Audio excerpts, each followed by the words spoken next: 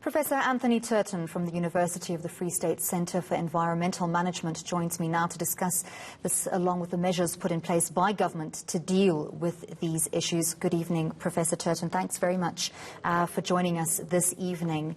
I'm speaking to you after having seen a post on social media by yourself explaining your views on what's taken place over the past couple of days. And I want to get your views on some of the issues that you point out in that post. A lot of leadership has in the past day said that, you know, they had no idea, there was no warning, that's why the deployment has taken so long, why the response has perhaps been wanting. Yet you speak of very clear warning signs. How were you able to discern that there was trouble brewing, yet our leaders weren't? Well, yes, with the benefit of the 2020 vision of hindsight, one can always be correct. However, looking back at the track record up until now, there's been a clear trail of evidence suggesting that this is coming. And I'll go to the immediate past, as in the last weekend before the Monday morning of violence. There were posters that were doing the rounds. In fact, I put one on my Facebook page that I'd received, and there were a lot of voice notes that were very precise, that on Monday morning this is going to happen, and it was very precise about white businesses were to be targeted. The whole thing was couched in very inflammatory racial rhetoric, blaming white monopoly capital and instructing a mass uprising against white monopoly capital. So that came out the weekend before the writing. But the build-up to that before, months in advance, in fact, even years in advance, there's been a systematic looting of trucks. I live in the Port Shepstone area, and I've reported on trucks that are regularly looted as they come through the logistical routes on their way to the different supermarkets. I recently posted on my Facebook page a video that somebody took of a truck full of baked beans that had been looted in the full presence of the police. The police were standing there. They were seen on the video and not doing anything. So the looting of trucks also goes back to the xenophobic violence. You'll recall along the N3 highway, there's been outbreaks of trucking violence for a long time. And in fact, you speak to anybody in the trucking industry, and they will tell you that they've even established a very, very sophisticated network of almost intelligence flow of information about where the hotspots are, because trucking has been attacked for a long period of time. So there's certainly, from an intelligence perspective, I'm a former intelligence officer, so I'm familiar with the processes and the procedures involved. It's very, very easy to actually draw a trajectory through this and to start projecting into the future that this type of thing is increasingly likely. Of course, it's difficult to pinpoint it down to a specific day, but with those posts that came out this last weekend, then it was quite possible to come out as a threat. And I called it at that point in time in public, I called it a credible threat. As many people told me it was not credible. I believe that from a national security perspective, you always deem a threat to be credible unless it's proven otherwise. So that was my default position, and I took the public position at that point in time. In fact, over the weekend, I took the public position that there's going to be a revolutionary uprising on Monday. Very glaringly obvious over the weekend and on Monday was the absence of leadership in terms of SAPS. We did not see the man in the hat, as you refer to him, on TV. He's usually quite visibly present. We do many interviews with Police Minister Bekitele on a regular basis. However, we didn't see him on the weekend. We didn't have interviews with him on Monday. We did see him out and about today, though. Why do you think there was this period of time where he was completely absent from coverage of events? He didn't speak out at all about what was going on and how it was being tackled. Well, I'm not being unnecessarily critical here. I'm being purely an analytical person. I'm looking at the facts before me. And the facts before me are that for at least a 48-hour period, government was entirely invisible. And I would go even further than that and saying, based on personal empirical evidence, seeing it with my own eyes, the government has left a vacuum, certainly in the parts of KZN that I've got personal access to. I live in KZN.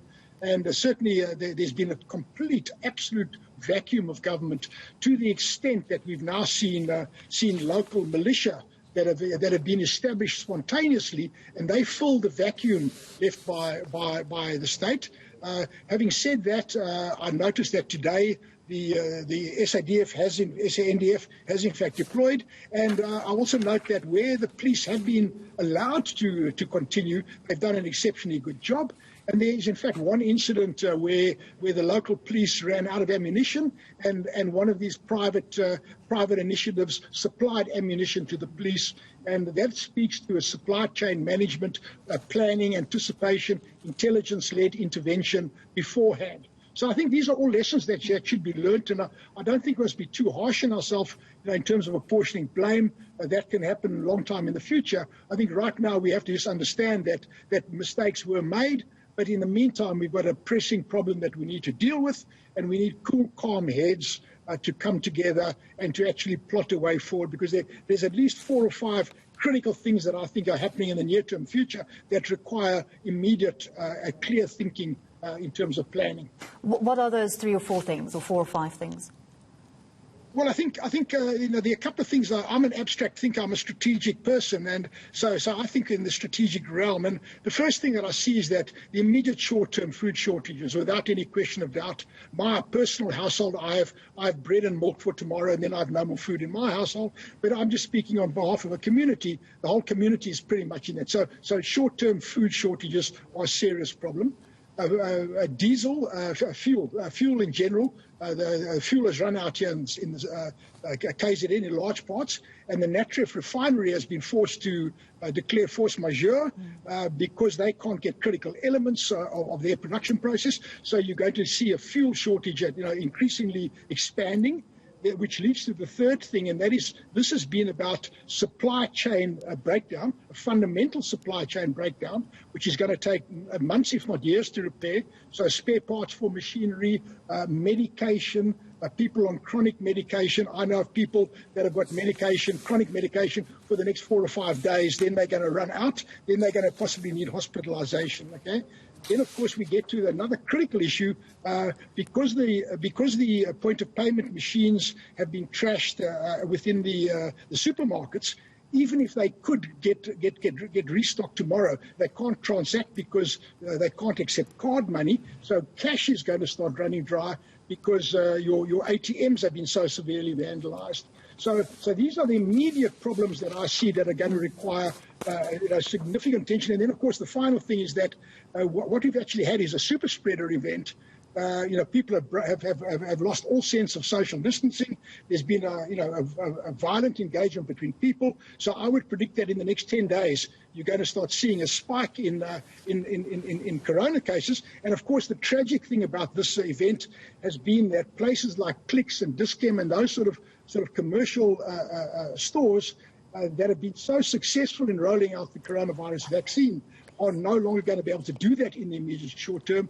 I've had my first jab in a Click store, and I can't go back to for the second one because I don't know when it's going to happen. So I think that's the whole coronavirus is going to be exacerbated. We'll see that in the next 10 days, and from a planning perspective, I think that should be anticipated. Professor Turton, we're running out of time, but I do have to ask you before we let you go. You raised the issue of the emergence of the invigorated moderate middle. You say the time of the incompetent ruling elite is nearly over. What are you predicting politically in terms of our social makeup and our political makeup in South Africa? Yes, I think for too long we haven't had a moderate middle, and we've had this narrative that's been driven by a liberation movement that, with due respect, has not really been successful in transforming itself into a party of government. So I think that those days are over. I see at a minimum quite a significant crisis of confidence within the ANC. There's actually 2 ANCs. So which ANC are we talking about now? Is it the law-abiding ANC, the rule of law ANC, or is it the one that's simply a criminal syndicate looting the coffers of state that's now been reflected down at grassroots level? So I see a serious crisis within the ANC. And ultimately, the ANC is at a binary choice crossroad as far as I'm concerned.